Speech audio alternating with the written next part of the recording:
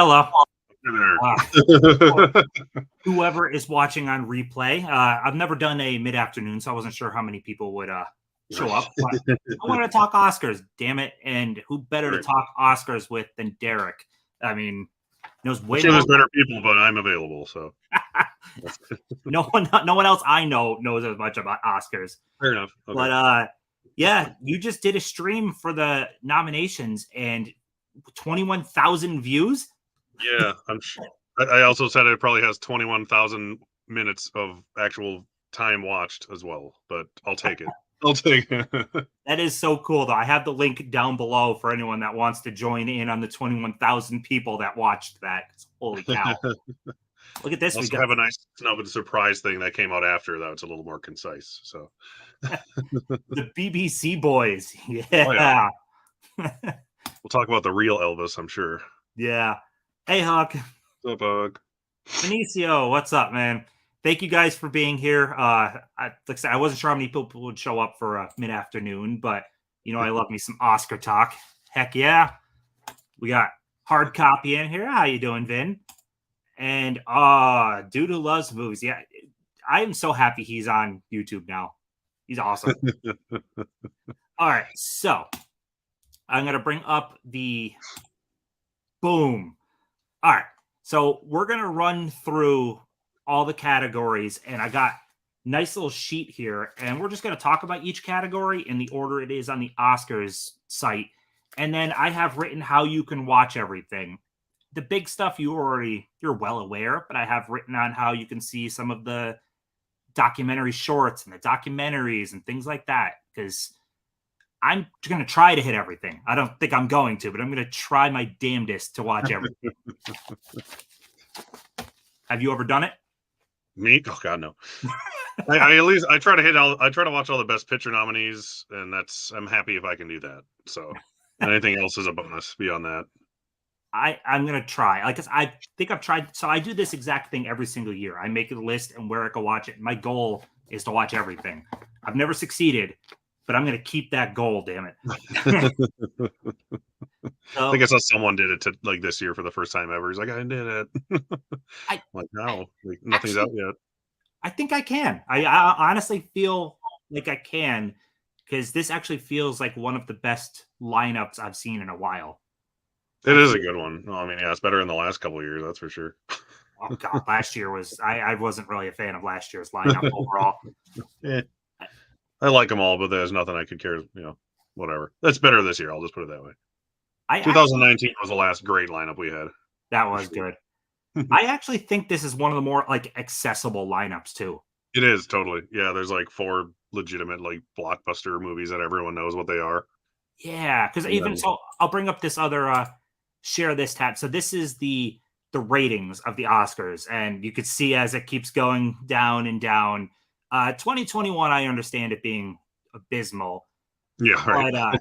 But it didn't jump up too much the following year. So what do you think with this lineup? Do you think we could jump back into the mid-20s, or do you think it's not going to be? I mean, it'll probably be a little better than last year just because of what's nominated and people actually like the big movies that are nominated. But it's never going to be Titanic ratings again because people don't watch network television.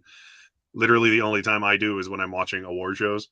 And even I want to turn it off because of all the commercials. So I don't blame people for not wanting to watch it.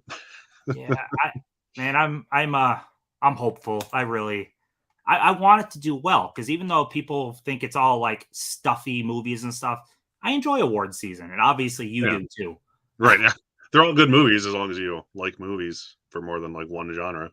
That's people's problem, is that they don't try to like anything different than what they're used to. Yeah. Definitely don't forget to roundhouse kick that like button. Yes. Hey Brian, I'm actually surprised people are stopping in on a Thursday afternoon. I mean, it's 2:00, right?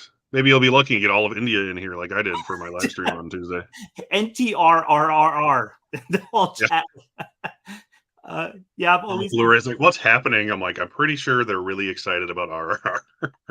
I'm not going to ask any more questions than that. Only seen Top Gun Maverick, Whale, and Fablemans out of all the movies. I mean, I'm seeing Whale tonight. I'm so excited. I haven't seen the Fablemans yet, but I'll just buy it on the 14th when it comes out because Yeah. it's already nominated, so I know I'm going to end up buying it eventually. So Yep.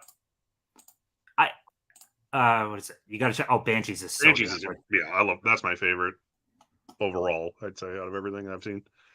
It definitely has, I think, the best dialogue. Like when we get to screenplay, it's Yep. my pick for screenplay. Like, the dialogue is it's so Right. sharp and witty, but that's Martin McDonagh has great dialogue. Like I Yeah. love Three Billboards also. He's just the Irish Coen brothers. That's what he is. I'm just a dude who loves movies that aren't Oscar worthy. Banshees, I just have to see because I Yeah. love Seven Psychopaths too. I need to watch that one again. I don't remember liking it very much, but In Bruges I've only seen once and I loved it. So I'm definitely going to get that 4K as soon as Kino has another sale. All right, so let's dive into the actor for leading role. What's your thoughts on this lineup? Well, I got all 5 of these right when I predicted it, so I'm happy.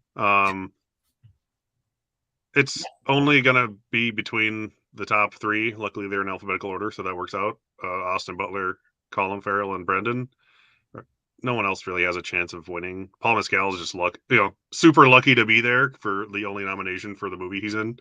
Yeah, And Bill Nye. I mean, I haven't seen Living yet because we no were one talking can. before. It's only in like 40 theaters apparently, and it's not streaming anywhere. So good luck on that one, Yeah. unless you go to film festivals or are in the Academy or get a screener DVD or something like that. Huck, send us your screener DVDs for the SAG Awards for Living. I was Uh, I was definitely happy with Paul Mescal. I didn't see After Sun yet, but I like, an actor kind of just coming in the beginning. Like this is like a second movie or something like that. he hasn't in. Yeah, he's not been in much Yeah, for I think sure. that's pretty cool. Yeah, But and Bill Nye is just awesome, and it's awesome to have his first nomination finally. And all like I said in my video, but all 5 of these nominees are first timers, and that's the first time that's happened since 1935. oh man, that is. And even in 1935, there was only 3 nominees, so it's a pretty impressive statistic to break. I so I'm going in, especially I just watched Huck's reaction on that, and he was all for Brendan Fraser for Whale. I can't wait to see that Oh, tonight. yeah, I'm on Team Brendan, Team Renaissance for life. Even before I saw it, I wanted him to win. If if not him, Colin Farrell was, I Yeah. thought, amazing in Banshees. Hmm. Austin is great in Elvis, but Elvis as a movie I didn't love, so it kind of just it drags it down for me a little. You know what I Yeah, mean? same.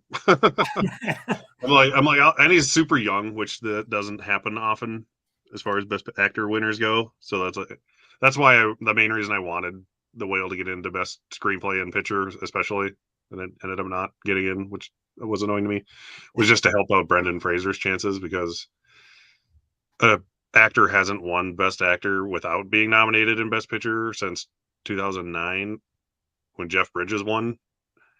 Damn. And no offense to Brendan Fraser, he's no Jeff Bridges. Oh, You man. know what I mean? So, but I mean, he deserves it. Like as far as like the performance, I mean, he's the whole movie. He's like Kate Blanchett in Tar is like the whole movie. He's that to the Whale essentially. So, but Colin has other people in the movie with him that are just as good. He's just the lead character. But yeah, if Brendan doesn't win, I want Colin to win just because he's been around for what 30 years now, damn near Yeah. 25 years at least, and he was in 4 very different good movies this year. Yeah, he had a hell of a year. I just watched Batman finally. Oh I yeah, liked him. He was good. He was really good in that too. he's amazing in Batman. Yeah, and then he's in that After Sun A24 movie, and what was the other one he was in? The one with Uh, 13 Lives. yes, yes. He's in that too, which I hadn't had a chance to see, but it's just shows his versatility if you can do all 4 of those in one year, and none of them are anything like the other. It's just awesome. Yeah. I in the beginning of his career, I kind of gave him shit a little bit. Like I don't know. I didn't. He did stuff like SWAT and Phone Yeah, Booth and like, eh. Daredevil. But I actually like him in Daredevil as bad as that movie is for the most part, but he's funny in it. he's really coming into his own though as an actor. Like Yeah, I really like him now and accept yeah, that. he's good. I think In Bruges is what made me like him. I was like, oh wait, he can actually do stuff. That's cool. And he's in Minority Report, which I always liked, and he's like normal in that, so that's why I always liked him in that movie more than most other things. So I have written down how everyone could watch everything, or at least to the best of my sleuthing ability to find out. So we already know Elvis is on Blu-ray and 4K, easily accessible. We already know Banshees is on Blu-ray, easily accessible. Whale is a little tougher. Whale is in 1,591 screens right now, still playing, and Aronofsky says it will not, in all capitals, hit streaming anytime soon. And he said that on January 10th. So Whale sounds like if you want to see it, get your butt to theater if it's still playing near you. Otherwise, it's going to be fingers crossed that it comes to streaming like right before the Oscars. But Aronofsky only posting that on the 10th makes it sound like you have minimal chances outside of theater to see that movie. Yeah. And also, Elvis and Banshees are both on HBO Max, too. Yes. Yeah. That's how I saw Banshees, because I didn't buy it when it came out. It was on there before it came out, which was nice. After Sun should be available on all digital storefronts. I bought it, or I rented it on iTunes, but it should be on Vudu and Fandango and whatever the heck digital service you use. Yeah. It should be on there. I paid $5.99 to rent it on iTunes, so it should be somewhere in that ballpark. Yeah. And Living, I have no idea. So it's in 49 theaters. There is nothing written about when we might get more theaters here, when it might hit streaming, nothing. So fingers crossed on that one, because, man, I don't know. It'll come out on Blu-ray in like 5 months or something. On Blu-ray, I want to see The Whale. Can't wait to see it tonight. Yes, I loved The Whale last night. Growing up watching, especially, like, I loved the Mummy movies, to see like, hey, that guy might win an Oscar. That's cool. Even people who don't like the movie, for the most part, unless you're just trying to be a jerk about it, love his performance. And Hong Chau's great in it too. I know nothing about her, but I loved her in The Menu. Yeah, she's getting that too. Yeah, and I didn't even like. If you didn't know it was her, you wouldn't even realize it was the same person either. I'm just tired of people doing impressions of people we already know and then giving them yes, very much so. I was not in the whole train of Rami Malek for playing Freddie Mercury. I didn't care for that performance. And the movie's even worse. Oh God, the movie, I really did not like it at all. I felt like I really didn't enjoy After Sun. I'll be curious, because like I said, I think it's cool that a young actor just and he's Irish. You got 2 Irish actors. That's cute. But overall, actor in a leading role, I think that's solid. It's about expected. I even had Paul Mescal, and I'm terrible at predicting, and I felt like he might make it. So, all right, actor in a supporting role. What's your thoughts here? Well, Ke Huy Quan's going to win either way, so it doesn't matter who else is nominated. And I'm happy with that. He's great. If Brendan Fraser and Ke Huy Quan win, I've been saying it for months, it'll be the most adorable pair of acting winners in Oscar history, and they both deserve it, which is even better. Yeah. Is this all? No. I'd say if you take out Judd Hirsch, if he was Paul Dano, which I was hoping he would be, because Paul Dano needs an Oscar nomination, and then Judd Hirsch leapfrogged him at the last second for one scene in The Fabelmans. This also would have been all first-time nominees if Paul Dano got in there, which would have been cool. But yeah, like Brendan Gleeson, he's awesome. He's a co-lead, but that's what they do nowadays. They shove the co-lead with slightly less screen time into supporting, just to make sure they can both have a chance of winning. I haven't seen Causeway, but Brian Tyree Henry's always good. That's on Apple Plus. I'm sure you'll get into all that. Yeah. But, Judd Hirsch, star of Sharknado 2, second Oscar nomination. It's been 42 years, I think, since he was nominated last time for what was it? Ordinary People. Wow. Which he lost to his co-star for, who was in a lead role in a supporting category, ironically enough. And Barry Keoghan, he's awesome in Banshees. He's not in it very much, but he's hilarious what he's in. And like I said, Kwan's gonna win. He might lose BAFTA to Brendan Gleeson. Too many Brendans. But yeah, there's no way in hell he's losing SAG in the Oscar. Yeah, so Ke Huy Quan, I definitely want to win. He's like the heart and soul of that movie. Yeah, Like exactly. Yeah. he's like the glue that keeps it together. But Brendan Gleeson, if it wasn't for Ke Huy Quan, Brendan Gleeson, I loved him so much in Banshees. I've always liked him too for like the 20 years I've known him. Not personally, obviously. But yeah. I think the first thing I saw him and then I noticed him in was like Gangs of New York. I was like, this guy's awesome. Yeah. So I definitely that's overall solid. Jude Hirsch, I never saw Ordinary People at all. I got to get around to that one. But It's good. Yeah, I finally watched it like 2 years ago. It's good. what's Yeah. funny is I know him most, even though he's been in tons of stuff. I loved the TV show Numbers, and he was Oh the yeah, he's father in that. in He's the Numbers. dad or something, right? Yeah, Yeah, my wife watched all of that. I What- forgot he was in that. what a place to know him from more so. Yeah, and Independence Day, of course. Yeah, oh, that's true. Yeah. So we already covered Banshees is on Blu-ray or HBO Max. Causeway on Apple TV Plus, so you could even get a free trial if anyone is interested. Just get a free trial to watch it. Fablemans comes out February 14th, so hold off on the. It's a digital rental right now for $20. Don't waste your $20. Wait 2 weeks and Yeah. Buy it on 4K for 20 yeah. bucks. Yeah. And Everything Everywhere. Almost everybody already owns. That's on. Yeah. Or you can get it easily. Brendan Gleeson has me worried for. I feel like he is still a lock, but Brendan Gleeson's great. Yeah.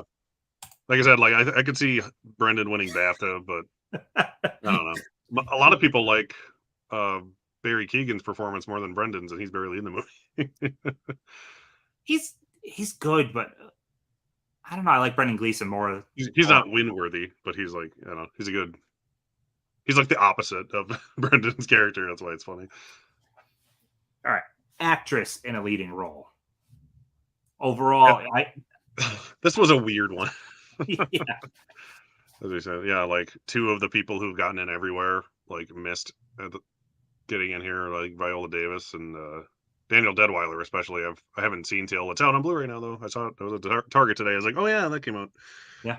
But yeah, everyone was hoping she'd get in, so it kind of sucks she didn't because that would have been nice. Viola Davis, she's won before and been in many a time. She's not missing anything this year. Kate Blanchett and Michelle Yeoh are the only two who have a chance in hell at winning. I want Michelle Yeoh to win because it's more interesting than Kate Blanchett winning a third time. And it's nice, and it's kind of like a career Oscar for her because it's her first nomination in like 40 years of acting. And she'd be the first Asian woman to win lead actor, which is cool, or actress. Nice. Which one do you feel is more realistic? Because I want Michelle Yeoh, but Kate Blanchett has a lot behind her too. I'm gonna predict Kate wins, but I'll be much happier if Michelle wins. Let's put it that way. Yeah. During the nomination, so I had a slight when Ana de Armas came up. I was like, oh, that's cool. She got a nomination. And then when Andrea Riseborough came up, I'm like, no freaking way. Like I had no expectation on her making it. I didn't know her odds. I didn't even know she was in the realistic picture. I thought that was really cool. She self-campaigned herself at like the last minute to all of her buddies, and it worked.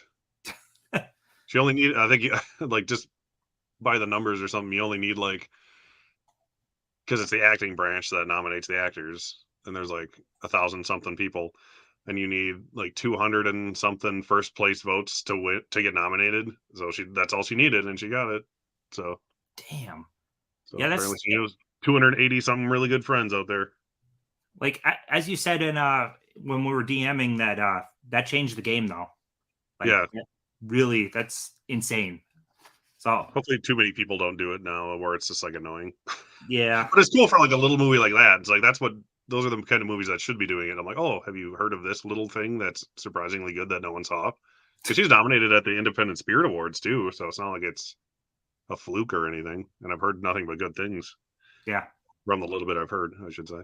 And it's got Allison Janney in it too. I always like her. Yeah, she's always good. And Andrea Riseborough is your favorite movie, Mandy. She's God, that's Mandy. Her. She's Mandy. God, man. I forgot that was her too until I was on IMDb earlier. I was like, oh yeah, that's her. And she's in Birdman and billion other things. I will be watching Blonde soon. I love Marilyn Monroe, but a lot of people, I think, thought of it as a biopic, and it's not a biopic. It's based on fiction. It's like a Yeah, fictional version of Marilyn Monroe. I'm curious how that's going to be because I've heard it's kind of racy and just different. off-putting in general. Yeah. So It's another one. If it wasn't 3 hours, I probably would have just watched it, even though I've heard mediocre things. But it's just, yeah, if I'm going into a movie that I probably won't like very much outside of her, and it's 3 hours long, I don't really want to watch yeah. it anytime soon. There's other things in my stack I'd rather watch first. Yep. But it's So cool that you got in. It's nice to see new people get in, not just the same four actors and actresses every year. for the how to watch stuff, we already know Tar it's on Blu-ray, 4K, digital. I don't know if it's on any like streaming services for free. You could pay to rent it though. I don't think it's on anything for free. I We don't got think so. Yeah. we got Blonde is on Netflix. To Leslie is a digital rental. iTunes wise, so it was $6.99 to rent or $9.99 to buy. Oh, nice. I just bought it. I was like, what the hell? Yeah, if it's that close, who cares? Fablemans we already covered, and Everything Everywhere we already covered. So the main one that people might not know, To Leslie, if you are interested, head on over to any of the iTunes, Fandango, Voodoo, any of that. They'll have it if you're interested in seeing that movie. See what the hype is about on the person that kicked out Daniel Detweiler for basically felt like she was in. Yeah, or Viola, either one or the Yeah. other. I thought Michelle Williams was going to miss because I was flip flopping between her and Ana de Armas, and either way, I would have had two wrong. I heard for Michelle Williams, just I didn't see Fablemans, but I hear like her screen time isn't enormous, and she's the one that decided she wanted to be in the leading role when she should have been more of a supporting. Yeah, like well, I mean, she's the biggest female role in the movie, so I kind of get that. But yeah, like she would have won in supporting if she just would have stuck there in the beginning, I think, and then she kind of shot herself in the foot, and so did Universal or whatever. I know Gleason first. Oh yeah, Man, I movie. Yeah. Numbers, yes. I liked Everything Everywhere, but not as much as everyone else seems to. It's so different. I think that's the main thing. It's just so different. Yeah, it's not like my favorite thing ever, but I appreciate I appreciate it more than I liked it, I guess I could say. Yeah. Yes, if the Academy can get off their old asses, they should pick Michelle for the win. It will set a record, honor a legend, and satisfy fans. I'm all for that. It's the rare Oscar, like, because sometimes they'll do the career awards where they just give it to like some old guy who's been around forever for a movie he probably shouldn't win for. This would be like the perfect mix of the two, where it's like a really good role she could win for on its own, and she's been working for 40 years. Yeah. So, That'd be cool. Take advantage of it when you can. 3 hours is way too long for a movie unless it's Goodfellas or Forrest Gump. And neither of those are even 3 hours. They're like 2 hours and 20 minutes long. So I'm not going to disagree, and I'm okay with a long movie if it utilizes it well. But I swear, I feel like movies are just padding their runtime more now. Like it's the cool thing to have longer and longer movies. We're gonna get into one of them in a little bit, but yeah, I don't know. 3 hours. Like I didn't care for the first Avatar a whole lot. And then seeing that the new Avatar is like a half hour longer than that one is the reason I haven't gone and saw it yet. That's long. I think Peacock tomorrow. Okay. Yeah, it's Universal because it's Focus Features. I was trying to remember like what's their streaming thing because everyone has their own now. But yeah, that sounds about right. All right. I saw her in Mandy. Apparently, I didn't realize that was her. She's in Birdman. You probably saw Birdman. Oh yeah, okay. She's like a chameleon. She's just in stuff, and you don't realize. Tara's 2 point. Yeah, that's the reason I haven't watched Tara yet. Hawkeye yeah. was, and it's a 2.5 hours. 2.5 hours, in my opinion. So it's not a wow. That was 2.5 hours. It's not like Wolf of Wall Street where it flies by. 2 hours, 20 minutes is way too long for comedy. Yeah. Agreed. All right. Actress in a supporting role. What's your thoughts? Well, this is another one where I got it exactly right, so I'm not complaining. I haven't seen Black Panther, so I'm not gonna like knock Angela Bassett because she's awesome. This is another one that's probably just gonna end up being like a career Oscar if she ends up winning, and it looks like she probably is. I would like Carrie Condon to win That's who I want. Yeah. because I've seen the other four. I'm glad Stephanie Shu got in. I love Jamie Lee Curtis, so I'm happy she finally got a nomination after 40 odd years. But yeah, Stephanie Shu's a lot better in that movie than she is, and more important to it. So I'm glad she So didn't. I'm glad she didn't get kicked out for Jamie Lee Curtis. I can't possibly agree more. Jamie Lee, to me, there's nothing really all that special on her. Like, if I'm picking someone that I don't care for as much in the movie, it's her.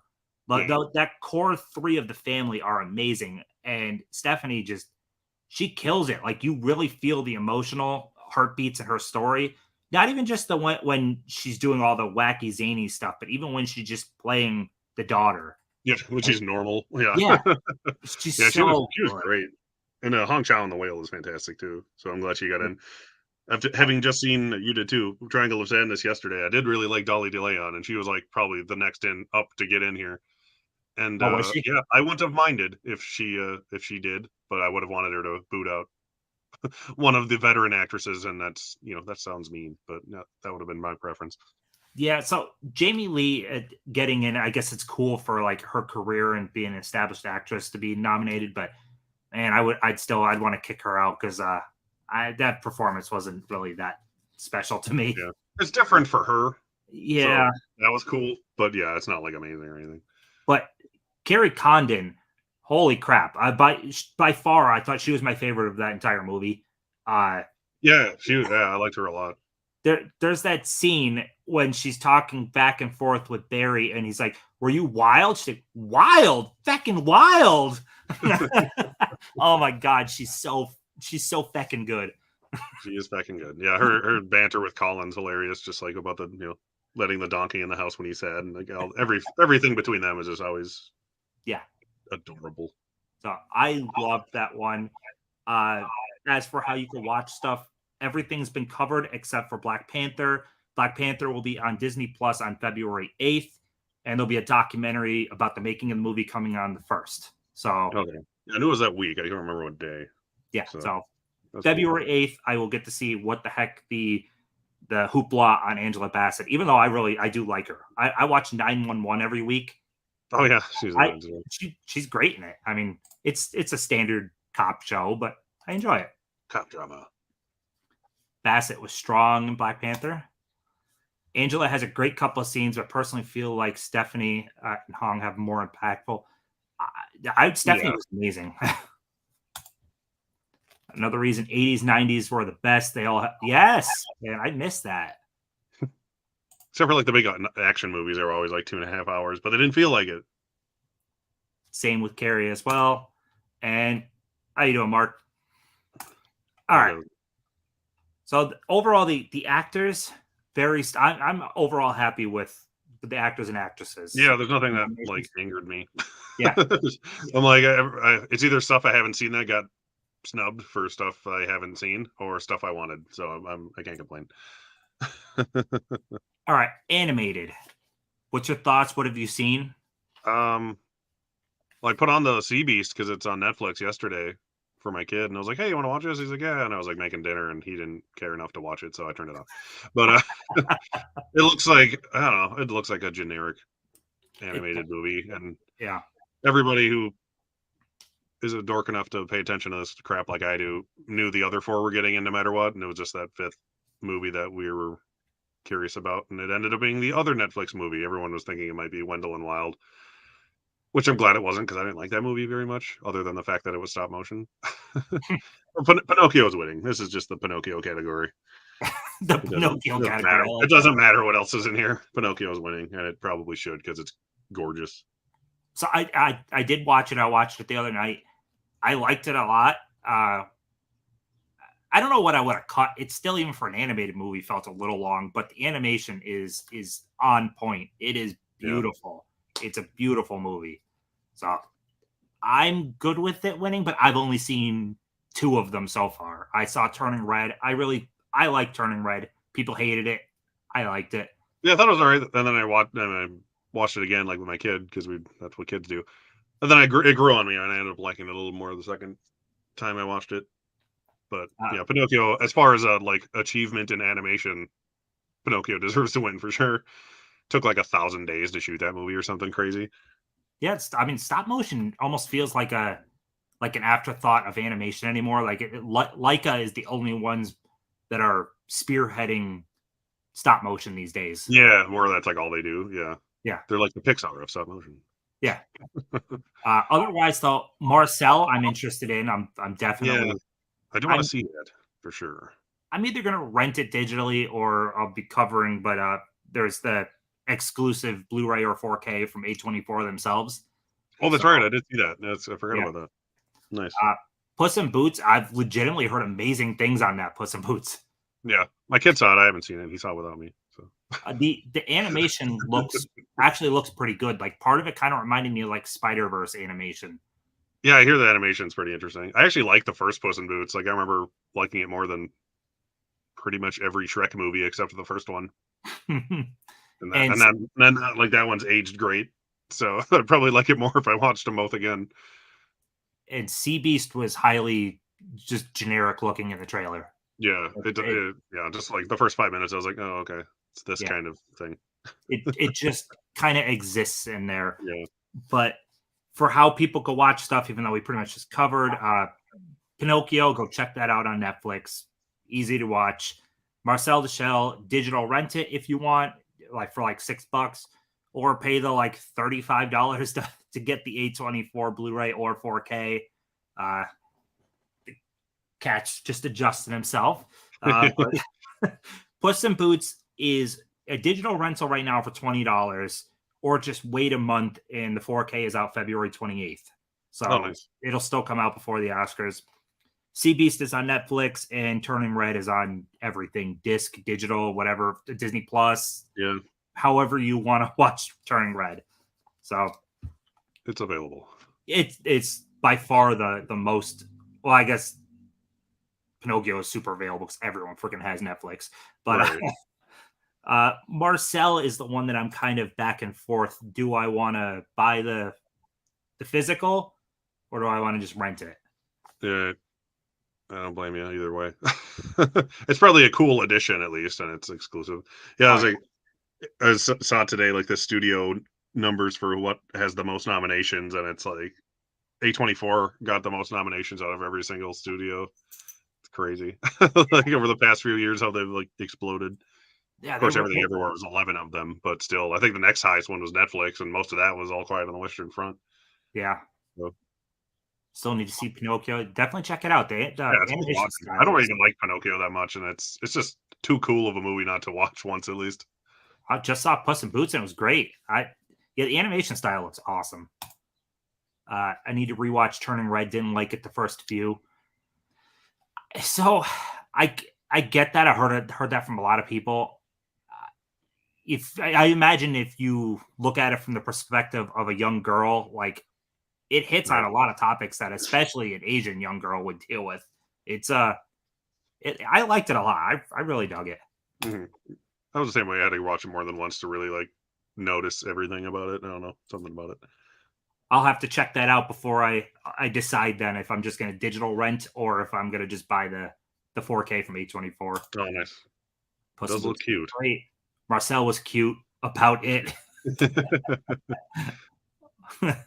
Brian loved it though, and yeah, cool release for it.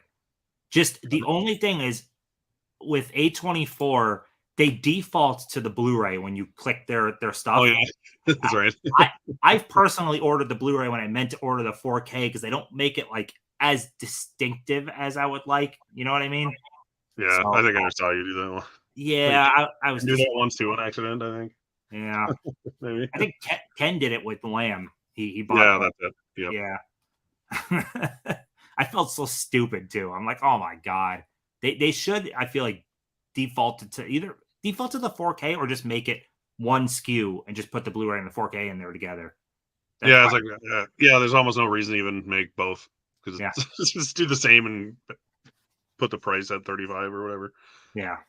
Anyone who really wants it wouldn't give a shit. All right, so cinematography. This What's your this thoughts one on this was a doozy. This this had the biggest snub of the entire show.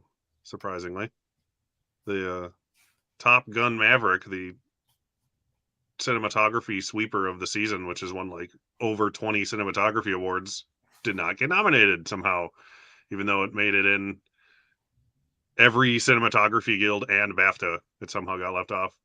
I'm gonna chalk that up to a everyone's already voting for it, so I'm gonna vote for this movie that I like, and then too many people did that, and it got shut out or something like that happened. that? Oh man, Because I can't imagine any other reason for a movie that's been sweeping that much. Like the Batman, I'm also pissed didn't get in because it's gorgeous. I would have put that in too, but I was less surprised that missed. But that also got in at BAFTA and all the guilds too, so that's why it's weird. So yeah, that Top Gun was going to win this. So it's like when Ben Affleck got snubbed for director. I was like, well, now I don't know what to pick because it's not there. So yeah, Roger Deakins is there because he's Roger Deakins. So not complaining. What they picked is all great though. Actually, I would say Elvis does not deserve to be nominated for cinematography. I don't. I was Elvis is the weak link in this category by far. I hope there's always a correlation between cinematography and visual effects for some reason lately, like every year, but like one or two in the past like decade. This both both categories went to the same movie, and Avatar isn't winning cinematography because it's not here, but it's probably going to win visual effects. We all know that. And then Top Gun was like a maybe. So the only thing that fits that description would be All Quiet on the Western Front because it's nominated for visual effects. So I might go with that just based on that. I Also, it's my favorite movie out of these five by far. So so that I've seen. I'd be all for All Quiet. We talked about it beforehand. There's comparisons between that and 1917, just because they're both World War One movies. We don't get a whole lot of those. 1917 is cooler in the sense that it's the one shot and it's Roger Deakins and it's beautiful. But All Quiet has amazing shots and it's also a beautiful movie. It's a lot of browns and grays and stuff, but that's what trench warfare is. Right, yeah, it's all mud and snow and dirt and Yeah, occasionally grass, but it's very pretty. yeah. for sure. I've only seen two in this category so far, and it is so above Elvis. Elvis, why is it in here? But yeah, I can understand that it got nominated everywhere else. It's like, what? That should be. I'm glad. Like Tar was like the one no one like people were thinking might get in, and it was kind of a surprise. I'm not a Tar fan, but everything about it is good. I just don't like it as a like overall. It's weird. It's the weirdest thing. It's like I like everything about this movie, but I don't like the movie. But the cinematography is actually really, really good in Tar, so it's a cool thing to get in. But yeah, and Bardo was kind of like, all right, I guess it got in at the AFC, so why not? It makes sense at least that it's there because all of his movies are shot really well. Well, I'll be That pulling director. for All Quiet because I want All Quiet to win something else besides Best International. Yeah, this is probably its best shot, honestly. I loved that so much. But for the how to watch it, I mean, we already covered. We only covered Tar actually. All Quiet's on Netflix, easy to watch. Bardo, Netflix, easy to watch. Elvis, unfortunately, on everything. You can tell I really didn't like Elvis. Empire of Light. It's digital rental on February 7th, but that'll be like one of those like $20, $25 rentals. Skip that because then February 21st, the Blu-ray hits. So Yeah, I just, saw the cover art for it today. Actually, I was like, "Oh, there that is." Like yeah. they were waiting for the Oscar nomination to slap it on there. I guess maybe. Yeah. And Tar Rent or what was it? Peacock or Paramount Plus or something? Universal, so Peacock, right? NBC, Yeah. Okay. Universal. Yeah, So that or just get the 4K or whatever. Beautiful slipcover on that too. yeah, it is a really cool slip cover. But all right, so that's cinematography, which is one of my favorite categories. Yeah, too I bad they love botched it. cinematography. It was going to be so good if they would have just went with what I had. All right, costume design. I think I got four. No, I don't remember if I put Black Panther. I might have. I don't remember. I didn't have Everything Ever All at Once because I didn't expect them to like over nominate that the way they did, which I'm not complaining because the costumes in that are awesome. Yeah. This is one I would. I don't know what I would actually pick to win here because Black Panther, it's good. I think the first one won for costumes. Yeah, it did. Ruth Carter won for that. Babylon is awesome. Has great. All the techs in Babylon are good. If anything, that deserved a couple more nominations, even if you don't like the movie. Mrs. Harris Goes to Paris is about costumes, so there you go. And Elvis makes enough sense, I guess, to be here. Everything Ever We're Getting In was cool. I didn't expect that one. I guess I don't even think I watched a trailer on Mrs. Harris Goes to Paris, but I know it's like a period piece set thing, and I'm it wasn't even conversation, but man, I would have loved the outfit had great costuming. Like the outfit was Oh yeah, really I yeah, that would have been a cool one, but it was no talks of that even. yeah. That's what I I think it was would on like the thing, like on Gold Derby as odds for it, but it's yeah, it was one of those things that wasn't probably gonna happen. yeah. It's not But enough about costumes. Babylon looks amazing. Just based off trailer, I would probably go Babylon. Yeah, It- I would want Babylon to win in this category. I just don't know. I have no idea what will win. This is probably like my least favorite category, just because like everything's like I guess like any of them could win it. I'd be like sure, like I wouldn't care either way. But I personally would probably pick Babylon, especially because Black Panther already won for the first one, and whenever a sequel gets nominated like that, I'm always just like is more of the same for a good chunk of it. for the how to watch stuff too, we already covered three of them. Mrs. Harris Goes to Paris. You get it a Blu-ray if you want, or it's on Peacock. Probably just stream it Peacock. That's what I'm going to end up doing if I get to that one, hopefully. But uh, one nomination for costume design. It's not very high on my list. And Right. Babylon, Babylon's down to 289 theaters, so there's a good chance you probably don't have it playing near you anymore. The 4K is already set for April, and there's no announcement on the streaming yet, but it should go to Paramount Plus before the awards. It should. It'll be I would past. imagine it would. Yeah. Yeah, it'll be It past. didn't make any money. That should be streaming already. Yeah. It bombed Well, so bad. when did it come out? Because it has the 45-day window. I don't. What Um, was? I saw like the second or third week it was out, and I can't trying to remember. It came out in December. I think it just came out like on Christmas like week, like around there. Okay, so the Right, 45 yeah, day window should be ending soon. So it might even appear like right at the end of the 45-day window, yeah. Because that movie is yeah, it didn't do good. It didn't do well.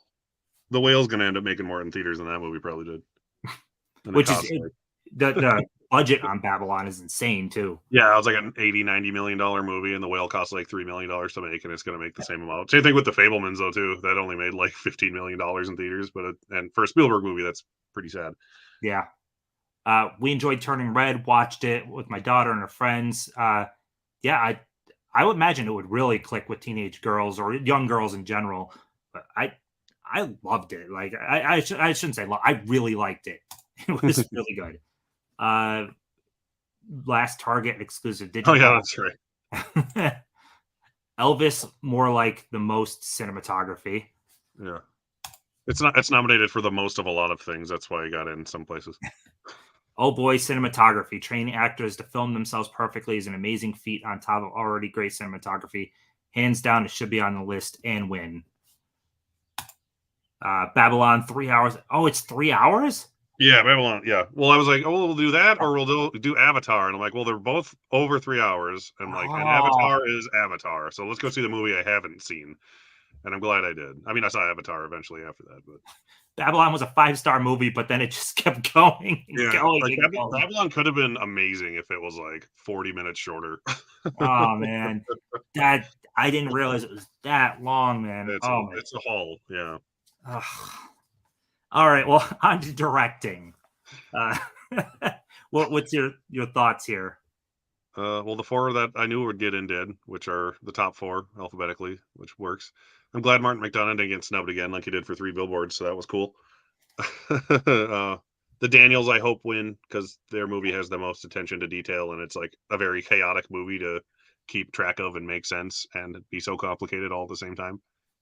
Spielberg is Spielberg.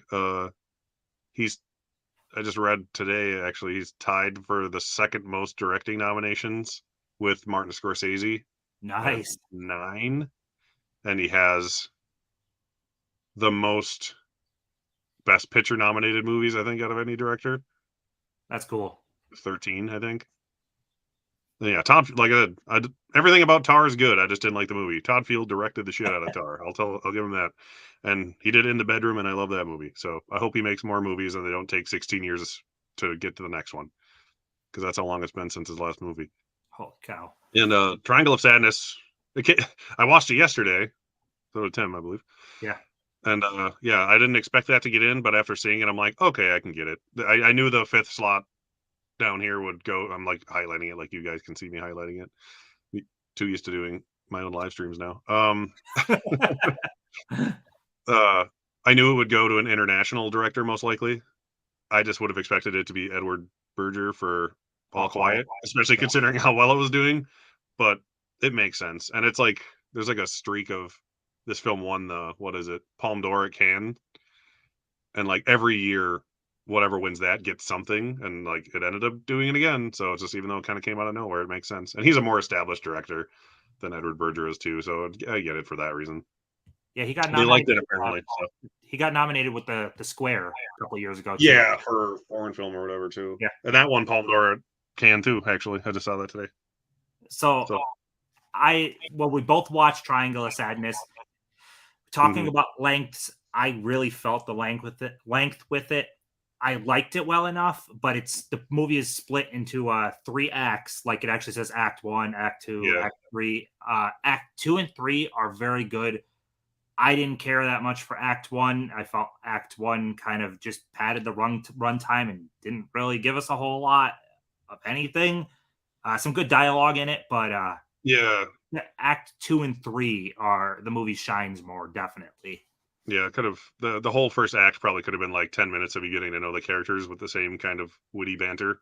Yeah. And then, but yeah, the second act is very fun and ridiculous, and then it just keeps getting more ridiculous as it goes, basically. I enjoyed it. My wife actually liked it more than me, I think, too, and I liked it quite a bit. The Criterion has a grenade on the cover, and without seeing the movie, there's no context to that, but there is a very funny scene with the grenade in the second act. Yeah, I saw that. I'm like, why is that? I'm like, it's old, I guess. And then, yeah, I'm like, oh, okay, that's fine. Yeah. So it's second and third act are really good. I like the way it ended. I kind of saw that coming. I imagine, you probably saw it coming a little bit too, right? I don't know exactly what ending-ish part you mean, and I don't want to spoil it for people. So. No, but just if you mean the very ending, kind of. No, not just the direction, I guess, that it went towards. Oh, I guess I just kind of knew that already, so it didn't surprise me, I suppose. Yeah, that's just it wasn't a surprise, but it was cool. Yeah, it's still good. Yeah, I mean, and Dolly De Leon, like I was saying earlier, who was not quite in Best Supporting Actress here, definitely could have been, because she was really awesome, especially at the end of the movie. She's not even in the movie hardly until the third act, and then she just like literally takes over the whole movie. Yeah. So even though I liked it well enough, I would personally kick that out though to put in, how do you pronounce his name? Joseph Kosinski, right? Is how you pronounce it? Yeah. I had him in my odds because he made DGA and he had 100-1 odds, even though I knew he wouldn't make it. I would have rather him. Top Gun, if anything, Top Gun is an incredibly well directed, tight blockbuster action. So it is for sure. I would have really liked that. It's a bummer, but oh well. Yeah, I would like Berger to get in just because All Quiet. I like All Quiet a lot. Yeah. Greetings, anyone could have been in here, and I would have been equally happy, honestly, as long as it wasn't Baz Luhrmann. That would have pissed me off. Oh God, Baz Luhrmann would have been terrible. Didn't expect to see you guys so early. Well, hello. I've never done a stream that's not Saturday night on my channel, but why not? Babylon is supposed to be crazier than Wolf of Wall Street. Just checking the IMDb, everything involved. So Babylon is yes, it is. I will say it's loosely based on what the heck is the name of the book? The book was written in the 60s. Babylon. Oh yeah, I can't remember. I read it too. Yeah, it was like a mini series that inspired him to do it too, kind of. Yeah, so it's loosely based on a book that is loosely based on stuff that happened in Hollywood in like the 40s and 50s. The guy basically told some truths, embellished a lot, but created a book out of it, and that's what Babylon is loosely based on, that book. I am curious on it, definitely. Yeah, there's a lot. There's a lot going on in it either way. I wish he did get the nom. Because no one knows who Joseph Kaczynski is. That's why. It's the same reason Edward Berger didn't get nominated. No one. He's not a very super well established director yet. So Holland saw Triangle, agrees first act was just pointless. Yeah, like I said, it could have been like 10 minutes of them going to where they were in the second act, and it would have been just as good. It could have been a half an hour shorter. It could have been a nice tight hour and 55-minute long movie, but no, they gotta make the first act 40 minutes of long, 10 minutes of stuff going on. Yeah, not much, but the dialogue is good. Just it didn't felt like it served anything really. Yeah. All right. So next up, we are on documentary feature film. Was this kind of just blind guessing for you, or did you just go based off like odds for other people? I just base it off what I've heard, essentially, and I got 4 out of 5 right, which is good because they usually have some random omissions in this category. But yeah, like I love documentaries, but I just never watch them for some reason. It's weird. So, the watch pile never ends, and it's like I gotta watch this over something else. But I definitely want to see most of them at least, just out of curiosity. I'm the kind of person who'll watch a documentary like 2 years after it comes out, finally, and I'll always like it. I heard great things about the Janes, and the Janes was in the short list, I think, right? I was kind of. Oh, I don't remember. I felt like it might have been, but for what's here, I can't really comment on. I haven't seen any of these. I plan to watch them all. That's plan, but All That Breathes makes HBO Max on February 7th. That just got announced. All the Beauty and the Bloodshed, HBO Max has the rights. They didn't announce a date yet, so you would think it hits before the awards, but I would assume so. Yeah, that's good though. At least I'll be able to watch them both. Yeah, it'll definitely be an HBO Max, and it won't be on anyone else. Fire of Love is a National Geographic. It's on Disney Plus, so that's good because that looks really good. House Made of Splinters. This is a tough one. So it's streaming on the BBC iPlayer, which if you're in the United States, you can't access unless you do like a VPN. There is there's no US distributor for it yet. So as of now, there's no way in the United States to watch it without a VPN. So yay to that. Or in the Academy, apparently. Yeah, that was the surprise one that got in. Oh, the other 4 were the ones I got right. So, and then Navali is on HBO Max. That looks pretty good. I watched the trailer. It looks good. HBO's good at documentaries, that's for sure. Yes, they always have been. It could have just been 2 acts. You established the characters. Yeah, like what I said. Yeah, pretty much. Yeah. The Daniels pulled off the harder movie to make, so they get it's a well done movie for sure. Yeah. So for how complicated and ridiculous it is, it's very well thought through and detailed. Yeah. And I want to see Fire Love. Yeah. Did you watch the trailer for that? I haven't. No. I did see it was on Disney Plus last week. I was like, oh, cool. Yeah, it's a couple that got together because of their love of volcanoes, and they have tons of video and photos of their time, but imagine the documentary goes into it, but they die at a volcano, I take it. Oh, geez. So it's all archival footage and photos of their relationship and what they did at volcanoes. It looks really good. Documentary short film. This were probably guesses also, right? Always. Sorry, someone keeps calling me, and it's no one I know because it's from a different state. Yeah, I mean, the shorts essentially are always hope for the best guesses as far as predicting goes, usually. So if you get 3 out of 5, I'm happy. Yeah. You don't really hear a whole lot of buzz on shorts leading up to it either. It's just kind of... No, it's easier just to kind of wait until you at least see this list, and then you can be like, oh, I'll try to watch those. But I think they're all available on, well, you said it earlier, they're all on one place, right? A chunk. So Elephant Whispers is Netflix. Oh, okay. Haul Out is the New Yorker YouTube page or their website. Either one, you could go there and watch Haul Out. The New Yorker is going to have a chunk of this stuff for the shorts. How do you measure a year is on that movie. Oh, the movie. Yeah, Yeah. yeah. MUBI, not movie. The Martha Mitchell Effect is Netflix, and Stranger at the Gate is also New Yorker YouTube page Nice. or website, whichever Yeah. one. Netflix usually has at least 1 or 2 shorts every year, so makes sense. Yeah, so 4 of those are easily available between YouTube and Netflix, so that's pretty cool. Nothing to comment on them because I don't know anything about any of them. Me neither, really. I know, like, the how do you measure a year one, I've heard, like, the gist of it. It's about, like, someone with a kid has a child who's has a, I don't know, a disability of some sort. I forget exactly what it is because I didn't really hear.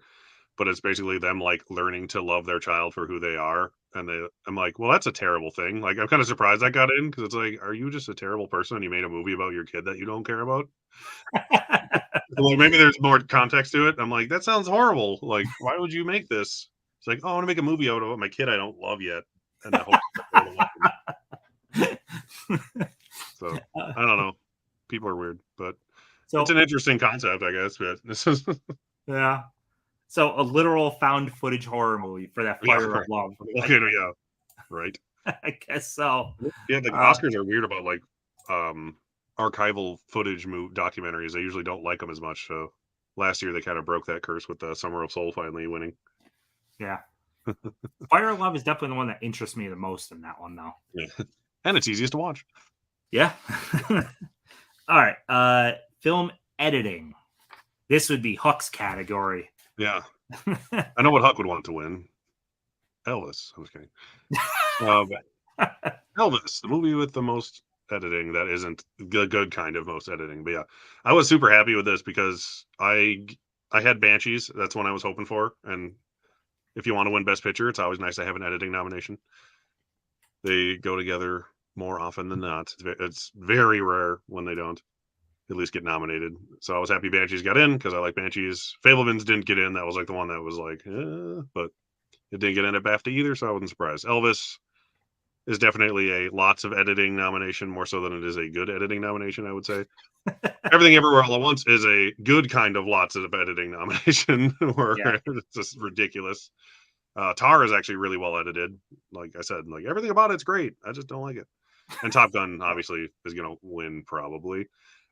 Whatever wins editing more often than not wins sound, especially like the last 5 years or so. And there's no way in hell Top Gun's probably going to lose sound. So I'm going to guess it's going to win editing. But Everything Everywhere could win editing too. It won at the Critics' Choice Awards, but I mean that's the critics, so who knows? I definitely hope Top Gun winning sound should be a lock, though. That movie sounds Yeah, incredible. exactly. It's a great set of nominations though. Like I don't want to complain about any of these. Yeah. Elvis, though. Ugh.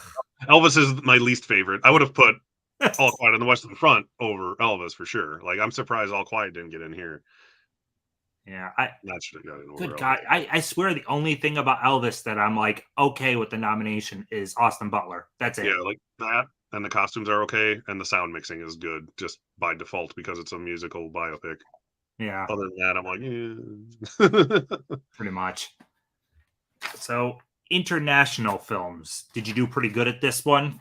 Yeah, the only one I got wrong was EO because I expected Decision to Leave to get nominated like it has been literally everywhere else. So everyone got that one wrong. And yeah, but a Quiet Girl, I've heard it was good. Just a couple months ago, I've heard great things about it. And then it ended up getting in at the BAFTAs for screenplay too. So I'm like, oh, that's probably going to get in then for sure. And All Quiet is awesome and obviously did well at BAFTA with its ridiculous 14 nominations. And Argentina 1985 won the Golden Globe, so I'm guessing that's halfway decent, right? So Yeah. I figured I'd leave that in. It's been getting in everywhere. So yeah, I need to watch more of these though. So I've seen the same one that you've seen. We've both seen Quiet on the Western Front, and that's it. I plan to watch Argentina soon. So All Quiet is a Netflix movie, easy to watch. Argentina is an Amazon Prime, easy to watch. Close is a little harder. Close is coming to theaters here because A24 picked up the rights. How wide of a release, I don't know. Otherwise, it's on Mubi now, but not Mubi here. Like you would need a VPN because the rights are over like UK and such. Oh, gotcha. Yeah, I was like, I thought Mubi was a local thing, but I guess yeah, different places have different stuff. So Yep. So it's the same thing with EO and Quiet Girl. Mubi, but not Mubi here. So you would need a VPN or something to watch those. Otherwise, it's the waiting on rights. But from what I understand, EO doesn't have rights picked up for here, and I'm not sure on Quiet Girl yet. So yeah, international is going to be hard to watch. I think this since I mentioned it. Decision to Leave, I think, is on Mubi. Or I know it's on Mubi, but I'm not sure if it's Yeah. on Mubi here. But I've seen advertisements for it, so I'm guessing it is. So if you want to watch Decision to Leave, that's on Mubi also, and it has a Blu-ray. If it's not out already, it's coming out very shortly. Which the Blu-ray is actually released by Mubi, at least the one that I have. Yeah, I saw that. Yeah, So okay. yeah, that's They pretty do cool. that, I guess. Let's see. Where was I? Literal horror. All right. So yes, in my opinion, as an editor, I feel like it has to be a two-way tie between Top Gun and Everything Everywhere. All good with either one. Yeah, Preferably Top Gun, especially since Everything Everywhere, I feel it's going to just do really well in a bunch of other awards. I'd like Top Gun to especially snag. now that it can't win cinematography anymore, Yeah, I'd like like it Top was Gun. supposed to. Is it what it has 6 noms, right? Is it Top Yeah, Gun? yeah, it I'd should like have it had to 7 get a apparently. couple.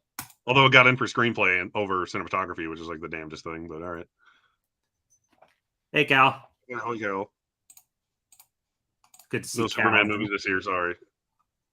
Uh, Decision to Leave got nothing gross. Yeah, I haven't seen it, but I've heard nothing but amazing things, and then I was Hello. very surprised it didn't get in. Yeah, that kind of surprised me also, though. But Oscars like to shock you. Oh, There's always something weird that shows up in like international and documentary every year. You just never know what the hell is going to be. so which one is on Mubi here? Let me know. Decision to Leave is, I think. I just figured I'd mention it since we were on the topic. All right, because Or, I mentioned a bunch of ones on Mubi, but some of them are yeah. not here Mubi. I never used Mubi, so I'd have to check. I didn't even know it was a thing until I saw them starting to advertise it for Decision to Leave, actually. Didn't Uh, work, apparently. I didn't get in. really wanted to see EO, a movie about a donkey. Yep. There's a couple Oh, movies about donkeys and getting nominated this year. 3 that I can think of. You got Triangle of Sadness has donkey stuff in it. You got Banshees has man. donkeys in it. Yeah. It's all, and they're all sad. Oh God, the Triangle of Sadness. But yeah, Decision to Leave is on Mubi. Yeah. All right. So yeah, the Blu-ray is like this. I have it ordered on Amazon. I think it's like this coming week. Yeah, it's soon. All right. Makeup and hairstyling. Not a Uh, category I care too much on, but any thoughts on this one? well, yeah, I love what they picked. I guess I can't complain. I don't think I predicted All Quiet here, but I'm glad it's there. I can't remember what I had over it, but I had the other 4 nominated. Yeah, the Batman, Elvis, and the Whale are like the 3 that absolutely needed to get in, and they did. So anything else, I'm like, good for you. It would have been interesting to see like Crimes of the Future get in or something cool like that, just for just because you know they're not ever going to do that, but it would just be fun to see. But yeah, the Batman, honestly, like if I were voting, I might actually pick the Batman to win, just because Batman or the Whale for sure. I want the Whale to win just to help Brendan Fraser out, because there's whatever wins makeup usually wins the actor wearing the makeup too. Oh, So that's so why I don't want Elvis to win oh makeup. God. But like So the Critics' Choice, Elvis won makeup, and I was like, ah, damn it! And then Brendan ended up winning, and I was so happy. So what hopefully, it's the same thing what's here. leading this right now? Do you know which one's kind of the front runner or Not exactly. I mean, like I said, Elvis won the Critics' Choice Awards, but that doesn't really mean anything because it's not the same people voting. You'll once like the BAFTA awards happen or like the Makeup Guild awards happen, then you'll be able to see a little better. But well, whatever wins the BAFTA, I'll probably end up guessing whatever that is. But I like it to be the Whale, mainly just to help Brendan Fraser out. I mean, just based off the trailer, the whale looks like the makeup would be pretty damn great, pretty transformative. Yeah, it's insane. It's like a 3D printed bodysuit, and it weighed. I think he like while he was wearing it, he had weighed like 300 pounds or something like that. So it's Hell, still pretty hefty, not 600, but pretty big. And like if he fell over, he couldn't get up, kind of a thing. And he Jeez. would like constantly have to have like bags of ice inside of it just to keep his body temperature normal. Yeah. So he went through a lot of shit to do that. And I am super hyped for that movie tonight. Yeah, I liked it a lot. Yeah, it's great. It's Only shot really cool too. It's got like a full screen aspect ratio, so it feels like super claustrophobic the whole time. and it's a one location, right? Yeah, yeah. Yeah, They show like outside of his apartment and his apartment. That's about it. I love one location movies. I love it. Yeah, you'd probably like it then. But besides in this though, since I've seen what one, two, three, I've seen three. I'll see four tonight. Uh, I'd agree on Batman. I didn't. So I just watched Batman for the first time last week. I liked it a lot. I didn't love it to the extent people do, but I liked it. But the Hmm. makeup is really good. I especially love he takes off his mask and his eyes are still black around it. Yeah, That like it feels should like be. yeah, that feels like something that they didn't think about for past Batman movies. I don't know. Yeah, it would look weird even though it makes no sense. Yeah. Um, I think, like I said about the actor makeup correlation thing, I'd be totally fine if Batman won and then Colin Farrell ended up winning Best Actor. It has nothing to do with the same movie, but it'd be a really funny, like convenient way of still doing that if Colin Farrell ended up winning, which I Yeah. would be fine with. So let's go back to chat and then score, which is one of my favorite categories. I'm happy it's actually going to be broadcast. I was so mad when they made that decision. Like, Yeah, and it oh, didn't even make the shows shorter. It's like I think it made it longer somehow. It's like, how did that happen? Whale for makeup. I agree with you, Derek. And Yeah. how was Death Wish 4K? It was good. I enjoyed it. It was good to revisit. It looked great. Grainy, very grainy, but that's just how the movie is. Right. It's a great movie though. But anyways, score. Love score. Love it, love it, love it, love it. I'm very happy with this lineup, but I Yeah. really like the women talking score also.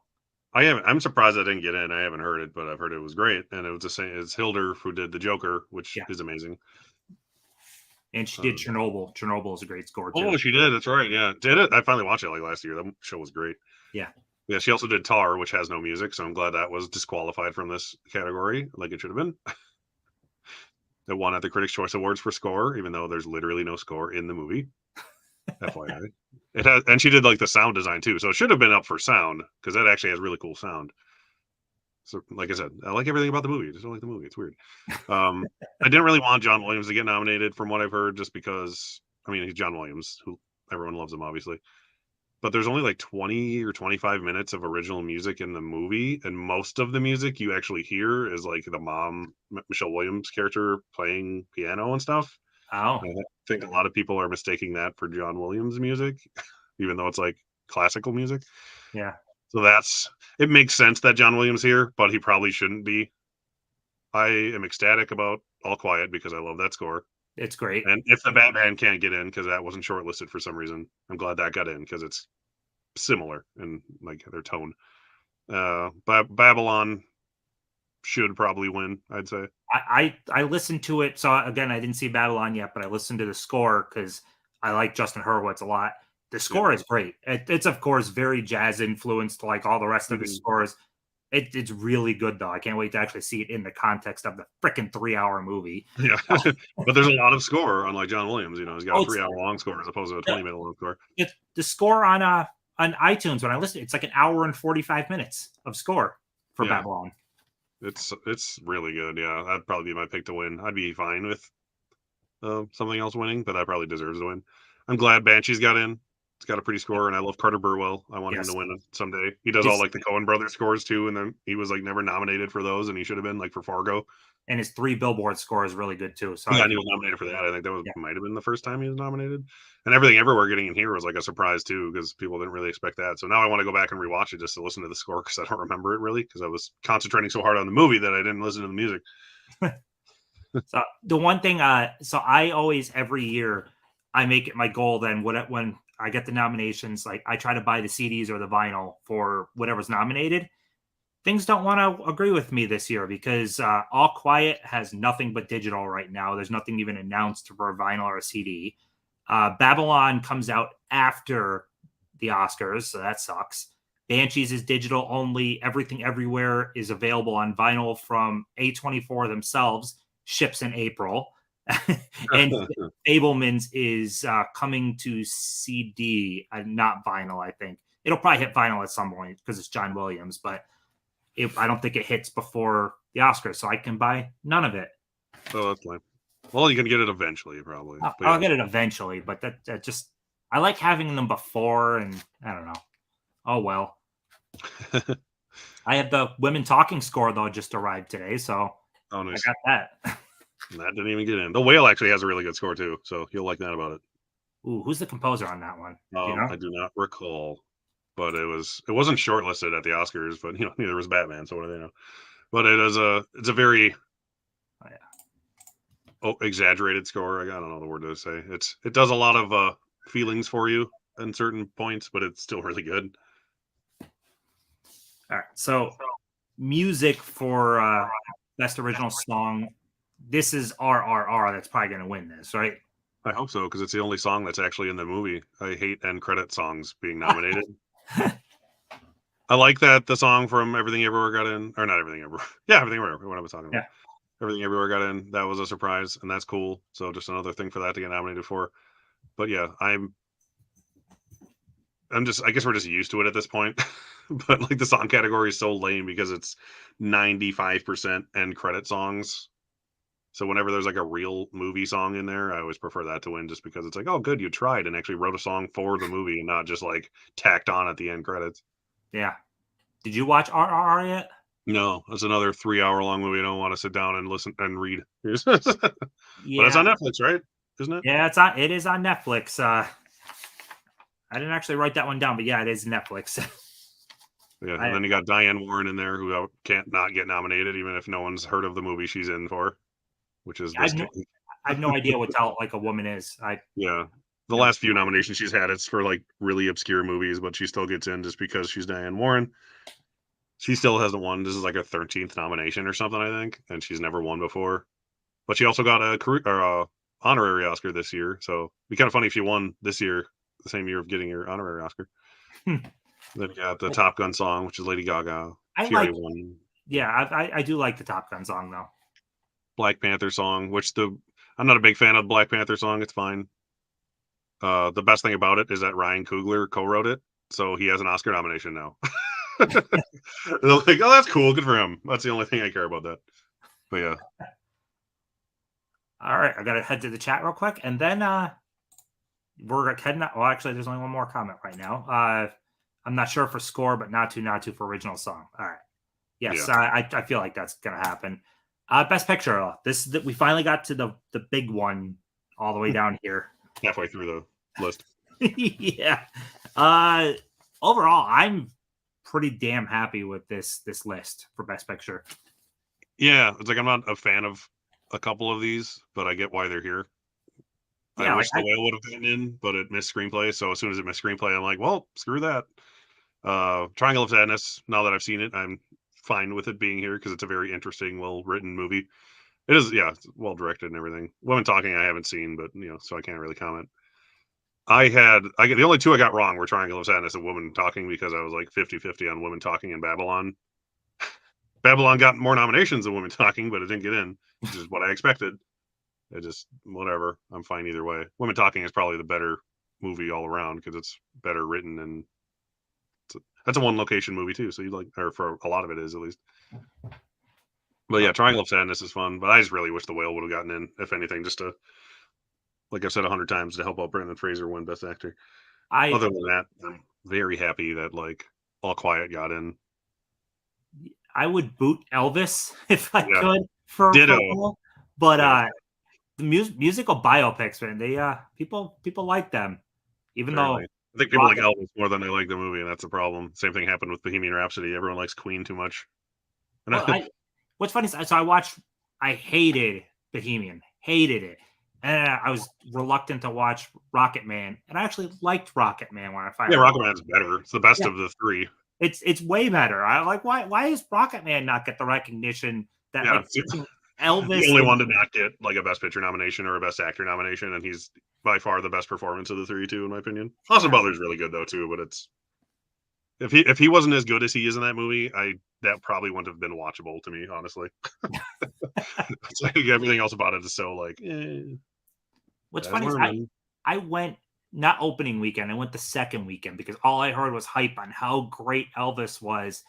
And then I walked out of the theater, I'm like, ugh, this is not at all what I wanted. I'm gonna go home and take a shower. Yeah, I was like, I'm not a big fan of Tar, but like once again, I get why he's here. All the pieces are good. I just don't love the movie. But yeah, my favorite three movies of the year are probably All Quiet, Banshees, and Everything Everywhere for various reasons, and all three of them are here, so I'm not complaining. Yeah, All Quiet is my favorite right now. I loved All Quiet. Uh, I swear the top four for me, you can just interchange them like All Yeah, Quiet, Top Gun, Everything Everywhere, and Banshees. I yeah, loved them Top all. Gun's great too. And then you bump a couple down for Triangle of Sadness for me. It's good, just not the level of those other four. And then you have to like go to the basement for Elvis. Right, It's, more or less. Like I like Tar more than Elvis, and I'm not a fan of Tar. Let's put it that way. all right, I think I watched him like one day after another too, and my wife's like, "That doesn't seem very good." She wasn't really paying attention to Elvis. I was like, "Yeah, I wasn't." production design. I know you wanted Pinocchio for this. So badly. And not just because it would have been 100 to 1 odds for me, but yeah, it would have been the first animated movie to get production design, and it actually deserved it. Yeah, another one. I don't think I had All Quiet in there, but I'm glad I got in because it deserves it. Yeah. I didn't want to over predict it just because of the BAFTAs were like in love with it. Avatar, it won. The first one won production design, so I assume that would get in. Babylon, I would pick to win because I always like the old timey Hollywood production designs, like Mank and stuff. They always usually win. Once Upon a Time in Hollywood, Yeah. another one. Elvis, whatever. It's Vegas for 90% of it. Okay. Fablemans, it's subtle but good. I hear. I haven't seen it, so. But yeah, I would far and away vote for Babylon if I was voting. Based off the trailer, I would agree with that. Yeah. Since I didn't see the movie yet, All Quiet is I just wanted to win a lot of awards. Yeah. But yeah, Babylon does look great from the trailer, at least for that. Mm-hmm. Yeah, the crafts are all great. Nothing wrong there. I just can't believe it's over. I didn't realize it It's a was long 3 hours. movie going on. 3 hours and 9 minutes. That's only 3 minutes shorter than Avatar. Yeah, probably feels about as long. Oh man. that is very It much feels so. about as long, but at least Babylon is like different. Like Avatar is just like, oh, I'm watching Avatar some more. Except it looks a little better. And His there's other more water. movies aren't near that long though either, right? Like I feel like Whiplash was only a tick over 2 hours. La La Land isn't like Yeah, they're super. both around 2 hours. I don't even think Whiplash is 2 hours. Yeah, But it's in that ball. It's an average movie length and First range. Man, I don't think First Man was that crazy long either. I haven't seen that in a long time. I've only seen that once. I need to watch that again. But So why the hell did he decide to make a freaking 3 hour movie? Damn it! because he could, that's why. Because they let him. All right, short film animated. How'd you do here? I don't know. I think I got like 3 out of 5 on all the short categories, but not knowing much about them, just kind of going off word of mouth. So, where am I looking for? Where's the one I'm looking for here? Oh, I know. I'm trying to think. Oh, it's a live. Never mind. I thought the one that was an animated, but it's a live action one. So, continue. Sorry, I'm on the wrong category. I'll say it next. So I watched one of these. I watched The Boy, the Mole, the Fox, and the Horse the other night. Mm-hmm. It's adorable. It Is is. that the Disney one? One of them is, right? It is Apple TV Plus. Oh, that's what I was thinking. Yeah. It's That's another Oscar so nomination. cute. Oh my god. Yeah, I highly recommend. It's like 30 minutes. You can't just think like, oh, this is so adorable. It's sweet. Yeah.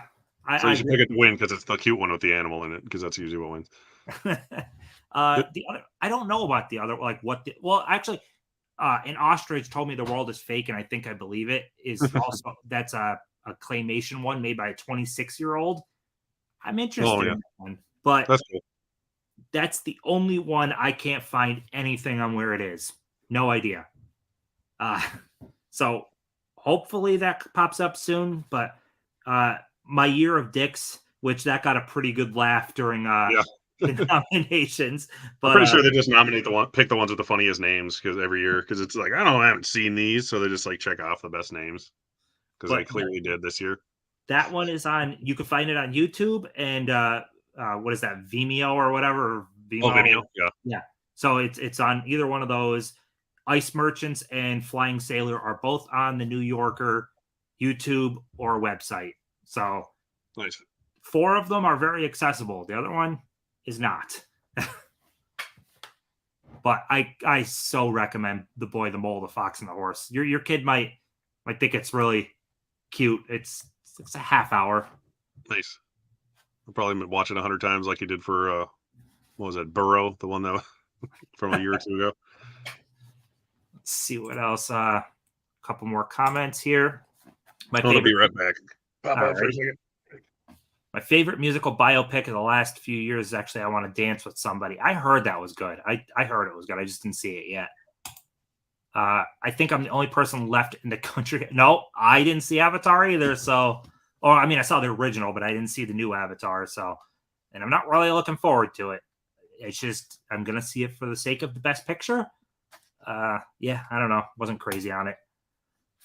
I think Banshees will take it, but it would be okay with Everything Everywhere, All Quiet to get it, Not So Secretly, but I'm hoping for Top Gun. Man, I want Top Gun to do well. I really do. Ugh. First Man was 2 hours and 21 minutes, and Whiplash. Oh, wow. Whiplash is shorter than I thought. So if First Man is his longest movie before Babylon, he decides he wants to do an extra 50 minutes on a movie. That's a bummer, man. I got to see Babylon, but you need a really good excuse to be a 3-hour movie. I feel like 3 hours is kind of off-putting. When Irishman came out, and that was, what was Irishman, like close to 3.5, I think. I watched that in 2 parts over 2 days because it's too freaking long. I don't know if it's just me getting older or more impatient, but like you have to really have a reason to engage the audience for 3 hours. Good Lord. Ugh. So to make sure my kid wasn't dead. We're good. I just did a little rant on 3-hour movies. 3-hour movies. I like them when they're good, but back when they were like one every few years, I could stand it. But now it's like it's so common. Yeah. So right here, First Man was 2 hours and 20 minutes. Whiplash was only 1:46. Yeah, I said Whiplash is only like 100 minutes long or so. Why I like it and have watched it several times. I think he just decided it needed to be 3 hours to serve the story. Maybe I will love it and I'll think differently. I mean, hopefully the 3 hours is justified in Babylon. Mm-hmm. Did you feel it was justified? Most of it. There's like a really interesting 25-minute long sequence towards the end that really, I mean, like it kind of needs to be there, but it didn't need to be as big as it was. Like it could have been like a 5-minute long conversation scene and gotten the job done, but he just wanted to make it as ridiculous as possible. So like, if you would have cut that, it could have been a solid 2.5-hour movie. I'll put it that way. Well, I'm hoping I love it. I'll just say that because I love his other 3 movies that I've seen. I loved them. Like La La Land is an all-time favorite for me. So yeah, I like Whiplash a lot. That's my favorite by far. Whiplash is great. Actually, I still have it right here. I just showed it. I showed it on my Instagram. That's cool. It's so nice. It's a great movie. But now we're into short film live action. Same thing. You got like 3 right. Yeah, pretty much. The thing I forgot though when I was predicting them, luckily I got it right, is that Alfonso Cuarón did The Pupil. Yeah, did Gravity and stuff. I didn't realize that when I was until after he was nominated. I was like, oh, holy crap. So that's cool. I'll probably win just based on it being him. But that's I didn't know that until today, and he now tied Kenneth Branagh for being nominated in the most separate categories out of anyone ever. He's been nominated in 7 different Oscar categories. And Kenneth Branagh just did that last year, and now he tied him. I wonder, maybe that'll have a good chance. It's a Disney Plus, so it's going to be one of the Yeah, more. that was the Disney one I was thinking. Yeah, Yeah, because I thought it was animated. That's why I was like, yeah, where is it? Oh wait, it's not, because like the yeah, picture of it looked kind of like it's animated. yeah. So three of these, An Irish Goodbye, Valu, and Red Suitcase, I couldn't find where to watch them right now. Like there's very little information. You can find trailers. So the one thing I don't know on AMC and stuff, but I have a Cinemark near me. Every single year, Cinemark will run like a shorts, Yeah, like most theaters do that. I think yeah. So any major chain usually does those things. They're cool. that's probably going to be one of the best ways to watch like all the stuff that you can't see otherwise. Yeah, I'll well, probably end up getting tickets for it so I can try to see all of it. I've never done that. It'd be interesting. I have done the thing where you go see all the best picture nominees. That was the last year when I did that. It was the last year. It was only 5 movies though in Yeah. 2008. So that was a fun 12 hours though. So I'd seen one of them before, but it was Benjamin Button, which was like I love that movie, so I don't mind sitting through that again. But yeah, that was good. Otherwise, nothing to really comment on them. Yeah, I know I just thought it was nothing. interesting, the Coron thing. I was like, oh, that's cool, and now he's probably gonna win another Oscar in like a fourth or fifth category that he's won in. Sound. I'm pretty open between Batman and Top Gun. I want. Yeah, I mean they got the nominations right. I'm happy. I think this is one I went 5 for 5 on because they're correct. Like, these are right. Everything Everywhere was in the short list to get in, but it's the one that didn't. The one thing it didn't get in that it could have was this pretty much. But these movies probably do have better sound, and Elvis can get into other categories, and this is one that actually deserves more for sure because of the sound mixing with the singing and all that jazz. But yeah, All Quiet, I'm glad I got in because I mean it's a war movie. They always get into sound. I just wish they still had mixing and editing separately, but people are too stupid to know the difference apparently. Who vote for this? For Uh, Batman, like shook my floor when he turns the Batmobile on. And oh he's, yeah, but oh my gosh. I haven't watched my 4K, but yeah, I need to watch it again soon. And it's another 3 hour long movie. It's just like, God, I want to watch it, but it's so damn long. I felt the runtime. Like I said, I liked it. I didn't love it. I felt the Yeah. runtime in it. I don't know what I would have cut, but Yeah, it's like nothing is really there that doesn't need to be, but it's just like you could have trimmed out like itty bitty parts here and there and shortened it up probably, but yeah, it's at least I just like that type of movie though. It's an actual crime mystery thriller, which I enjoy. yeah. So that was nice seeing a different kind of Batman movie. But yeah, the sound in Batman's great. Top Gun obviously probably going to win.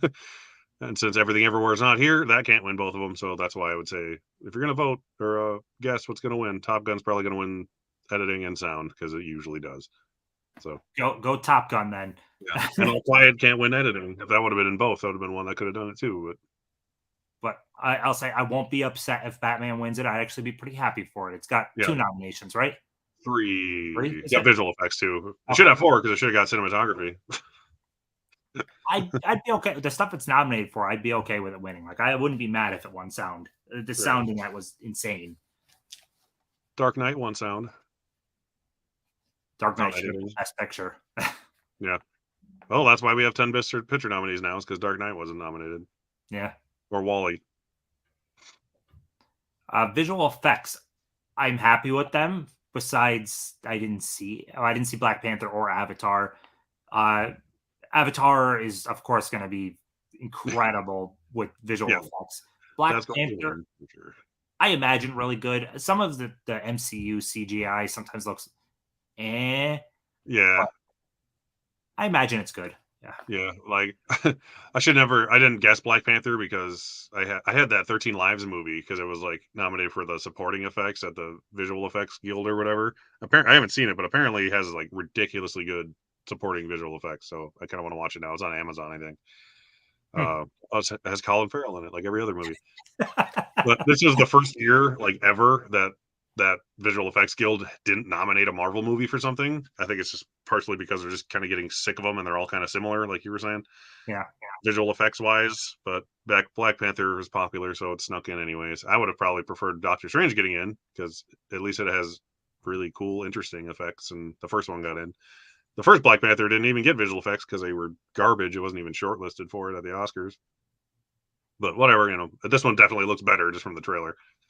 But yeah, Avatar's gonna win. Like, Yeah, doesn't matter. Avatar's got it locked. I will say, for Top Gun, they did a great job where like so much of it's real, Yeah. but the visual effects blended in so seamlessly. Like you could hardly tell. You know what I mean? They're in real jets, and then they shoot those Tomahawk missiles out, and you're like, oh well, those kind of look real too. Like Yeah. the visual effects were If done. just the missiles aren't real, that'd be a little tricky, right? We're gonna actually bomb this country for real. Well, that's what they're doing in Oppenheimer, right? Oh God, I'm recreating a nuclear explosion because, God forbid, you use a computer. Everything Everywhere as my best picture winner, but Top Gun Maverick. I would be ecstatic with something like that winning. It'd be fun if it won, but it's one of those ones in like 30 years it'd be like, oh, okay. Like the sequel to a movie from the 80s that was moderately popular at the time. Babylon comes out in physical in April. Yeah. You can pre-order it everywhere now, but yeah, April. Got a steelbook and all that jazz. Yeah. I low-key hate 3-hour movies. I'm not even gonna say low-key. Like I said, you really need to justify 3 hours. Like there's 3-hour movies I really, really love, but damn, man, and sometimes I just watch them. It's like this did not need to be this long. Yeah. I only enjoy one movie ever that's 3 hours. Yeah. Schindler's List. That's great. That is great. That's a 3-hour movie that gets to be 3 hours. Babylon is April. Unfortunately, makes no freaking sense. It should be March unless they move it. But everything I saw said April. Boo. Yeah, that seems far, especially for a movie that didn't make any money in theaters. Actually, I ordered the vinyl score also, and that comes out in April too. I think they're just releasing everything Babylon on the same day. Yeah. Wait, they didn't get a real and Russian-made fighters. Oh man, Top Gun's effects were really good though. Yeah, they're kind of worried out like, oh, that's fake, like the whole time. We are down to the final two categories with writing. Writing. What's your thoughts on adapted first? I'm really mad the Whale's not here because it got in everywhere else. And we thought it was winning for a second when Women Talking got snubbed at the BAFTAs, and then Women Talking replaced it here, which I get. I mean, that was like supposed to win all year. So when it didn't get in at the BAFTAs at all, it was kind of like, what? But yeah, I really want the Whale here. Top Gun being in here is kind of funny, just based on the fact that it didn't even get into cinematography. It's as far as the kind of movie it is well written. Like, it's a very tightly, like you were saying, written and directed movie. So as far as an action movie goes, it's about as good as you can get. And Christopher McQuarrie is a good writer. So kudos to him, but I wish the Whale was in here instead of something else. Glass Onion is good, but I don't love it or anything. I'm pretty happy to see Glass Onion get in. Like, they got one nomination, and Rian Johnson, he has witty dialogue. I really, in reels, I've been seeing people have been using the audio of like, it's so dumb, it's brilliant. No, it's just dumb. It was just dumb. All Quiet getting in is cool because I like that movie. I haven't seen Living because no one else has, but if Living got bumped out for The Whale, I wouldn't have batted an eye at it because I wouldn't have, because I have no feelings towards it one way or the other. And for anyone that doesn't know, Sarah Polley, if you've seen the Dawn of the Dead remake from Zack Snyder's, oh yeah, that's her. Holy shit. That's the lead actress. I forgot that was her. That's her. I remember reading that and I was like, holy shit, that's cool. And then I totally forgot. Gave up acting, and now she's a writer-director. So that's cool. And now she'll probably win an Oscar. You got in for Best Picture, so now she can win again. That was the fear, that it would end up being its only nomination and it would lose to The Whale, which didn't get in Best Picture or Screenplay. What are you gonna do? I just think it's funny that Glass Onion's adapted just because it's a sequel, even though it's not really a sequel. It's just how they have to do it. I mean, it's the same thing with Top Gun. Like, just because it's based off characters that already existed. Well, Top Gun, I guess, I didn't know this till like 3 days ago, is actually based on a magazine article at some back in the 80s. Is it? Well, that's what Top Gun's based on. So it's based on a movie based on an article. So that's more of an adapted screenplay than Knives, or the Knives Out mystery. If you take the Knives Out mystery out of the title, like all that's there is Daniel Craig's character. Yeah. Has no bearing on one or the other. It's kind They of an don't, interesting thing. they don't even connect either. My mom was like, I need to see Knives Out first. I'm like, no, you don't. No, They, you really they don't. you really don't. They work completely separate from each other. Yeah, they don't even. I don't think they even reference it. No. Do they in the movie? Yeah, I think they did that for a reason. I'm excited. I mean, it's a fun movie, so I'm like, I'll happily watch as many more of those as he wants to pump out. Because they're always worth watching. But it's Yeah. not something I'd watch over and over again. And ended off with original screenplay. Uh, You happy that with this? Yeah, I mean, I got them all right, so I can't be mad, right? This is the easy category. Adapted was all over the place because there wasn't a lot of great adapted screenplays this year, apparently. But original was like, yeah, it was always going to be these five, pretty much. Triangle of Sadness was like in and out, but by the end of it, it was obvious. I think that it was getting in. So, and now that I've seen it, I've actually seen all five of these movies. No, I haven't seen Fablemans, so never mind. That's Spielberg's first screenwriting nomination, though. Oh, that's cool. So that's something. I mean, he's only written 3 movies, oddly enough, I think. But that's so he has a screenplay nomination now. But yeah, this is between Banshees and Everything Everywhere, and I think that's been that way for like 5 months now. And Which one would you pick? I'd rather Banshees for this. if yeah, if I was only picking this, I would pick Banshees. I would, because I want Everything Everywhere to win like director and picture. But some people think Spielberg's going to win director just because, I guess. I don't know why he would deserve it, really, for Fablemans. He's directed several better movies than anything he's made in the last 20 years that he didn't win for. Yeah. But and he doesn't need another one. He has 3. He's good. So if they give the Daniels best director, then I would want Banshees to get screenplay just so Mark McDonough can get one finally, since he didn't win anything for 3 Billboards, which I was happy at the time because I wanted Get Out to win original screenplay over that. But The dialogue in Banshees though is so on point. Like yeah, it everything everywhere is it's amazing that they made that movie work, and there's a lot yeah, going on, but it's not driven by the dialogue to the extent of Banshees. Banshees is purely a dialogue movie, and oh my god, some of the when he first tells them that he's dull and that whole back and forth, and you had a 2-hour conversation about donkey shit. Like it is such a well written movie. it's 100% writing and acting movie. So that's why if it wins anything, it should be writing and acting. Yeah. But yeah, like Everything Everywhere is the more original movie, more unique movie at least. But yeah, Banshees is the better written movie, I'd say, because I think a lot of why Everything Everywhere works so well is because of the directors pulling it off more than the screenplay itself. Yeah. But yeah, And and I want Banshees to win something, so that'd be the best thing for it to get. The Whale was robbed in this category big time. I'm surprised it didn't get in. It got in everywhere else. I'm gonna message you tonight, Hawk, after I see The Whale, because I tell you, between everything I've heard and then seeing your reaction after just seeing it, and I am so hyped for this movie. I think I didn't go to the theater initially because I'm like, I want to just watch it at home, but it doesn't seem to be coming to streaming, so Yeah, I'll go to the theater for it. it's actually making money, so might as well leave it there for a while, especially during the Oscars and stuff.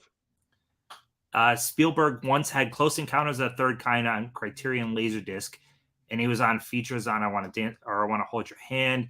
Do you think he'd get the Fablemans into the collection? The Criterion Collection? Why not? Probably not though, because it's just like Universal, isn't it? It would be cool though, since it's such a personal movie to him. Though that would be a pretty cool one to go in. Yeah, well, he produced "I Want to Hold Your Hand," right? Which I still want to see. That's the Zemeckis movie that I didn't watch in time for the stream we did. Schindler's List could be on Criterion or Yeah. Empire of the Sun. Empire of the Sun is getting that really nice arrow. Oh, is it? It's getting something. I don't think it was like overseas though, right? Nah, I can't remember now. Whatever it's getting, I think it's overseas. And I was like, that needs a like a nice 4K or something because it's. I thought it was an arrow release, but maybe I'm wrong. That'd be cool. Maybe I'll get it then if it's an arrow release. Yeah. Yeah, I need to see that again. I've only watched that once. Little baby Christian Bale and Ben Stiller. I still think Banshees would this anyway, but I really enjoyed this as dialogue driven movie. Yeah, Banshees is. I mean, Banshees doesn't work without sharp dialogue. Yeah, and that's usually kind of what they go for in the screenwriting categories, or they seem to, like Pulp Fiction, stuff like that. Yeah. Wordy, talky movies. And women talking is winning. That's literally a movie about women talking about stuff. That I watched the second trailer for that, and it's saying this movie will make your blood boil. I like those types of movies, so like I'm seeing it tomorrow night. I'm wondering, am I going to leave the theater like angry? I like those movies that can actually bring out the emotion in you. It's not just right. Oh, this is just another movie. Like I want it to make me think. I want it to make me feel. That's what Yeah. movies. You want movies to be art on you. That's like, even though the whale will do that one way or the other. Even if you hate it, it'll make you hate it that much to complain about it. Apparently, because a lot of people really don't like that movie. A lot of people like to make a issue with him. I don't know. They find it like offensive that he's playing. I don't know. They think it's like offensive the way it's like portrayed in the movie. I think I'm like, I don't see that at all. Did they actually want like a real 600-pound person to? Yeah, I'm sure a few people complain about that. I don't know. I think they just make it like how they portray him. Oh, geez. Seem bad. I'm like, I don't think so. I mean, it's not like it's saying every single person who's like this is exactly like this way. But it's less about him being obese than it is about him just being like alone and depressed. Like you could say it could be that and it'd be the same movie, just without the. People have to find problems in everything nowadays. Exactly. Yeah. But I like The Whale. It's good. It's not 3 hours long, so that's a plus. Yeah. And Brendan Fraser is obscenely good, and so is Hong Chao is really good. Everyone in that movie is really good. There's only like 5 actors in that whole movie, and they're all really good, even if they're only in like one scene. Samantha Morton's in it for like one scene, and she's really good. And I like that Sadie Sink. Yeah, she's good. You'll probably hate her for most of it, but she's really good at making you hate her. So she does her job right. I'll be very annoyed if Spielberg wins Best Director again. If it was for a better movie, or I mean, I haven't seen it, so I can't really say that. If it was for a movie of the caliber that he won other Oscars for, I'd be fine with it. We were talking about it in the DM, but like Spielberg hasn't made a movie that I love since 2002 with Catch Me If You Can. The same movie, Catch Me If You Can, and Minority Report. They were both that year. So yeah, since then it's been a lot of movies I like, but not that I love. So that I love things about, but overall I don't like Lincoln. It's like, oh, I love Daniel Day-Lewis and Tommy Lee Jones in Lincoln, but I don't love the movie. Or even Bridge of Spies. I love Mark Rylance in the script because it's the Coen brothers who wrote it, so I like that. But I don't love the movie overall. Yeah. So I don't know. Fabelmans didn't strike me as like this is going to be one of my favorite Spielbergs. It struck me as this is going to be a good Spielberg movie, but this is going to be good because Spielberg made it. Yeah. He's portrayed that way for character reasons, so it's true to the subject matter. And Banshees needs to win everything it's nominated for, in my opinion. Oh my god! I mean, Banshees makes you feel for a donkey or a miniature horse, really. Yeah. What's her name again? Jenny. Jenny. Sadie's acting was interesting. Once you see the whole movie, you'll get why she's like that for the entire movie. I was all in for that choice, and I just want Banshees to win something. It won nothing at Critics' Choice. Screenplay is what I really want it to win. Like if it's gonna take something, I really want screenplay. That's why it's interesting because what won at the Golden Globes, The Fabelmans and Banshees won everything, essentially. And then at the Critics' Choice, The Fabelmans and Banshees didn't win anything. It was like the other way around. So, which is fun because it makes it interesting. But no movie has ever won Best Picture without winning an above the line Critics' Choice Award before. And The Fabelmans and Banshees didn't do that. So it's like, well, that's a stat that could be broken. Man, the amount of stats you could pull out, it's. But this was a lot of fun, though. I just really wanted to talk the nominations with someone besides my wife and friends. So I want to talk with someone, I guess, in the community on this stuff. Right? Yeah, someone who actually cares. Yeah. My kid and my cat are invading me now, so that timed out well. But yeah, I want Banshees to win something, and if it's not screenplay, I prefer it to be Colin Farrell. But I also don't want him to win if Brendan Fraser wins. Yeah. So, but I would love Colin Farrell to win. If it's not Brendan, Colin would be a good choice because he's been in the game a long time, and like I said, he had a great year. Yeah, there's not a whole lot I'd be upset with, actually, to be honest. Elvis is the main one. Elvis winning anything really would be the main thing to disappoint me. So you're on mute too. Yeah, no, it's my kid's playing the keyboard on the floor. Just comes in with a bag of candy corn. He's like, "Hey, what's up?" I'm like, "Hi, how's it going?" I'm so glad you were here, Hawk. Same, Mark. We're gonna close this out. This is a fun chat. Like I just wanted to talk about this stuff.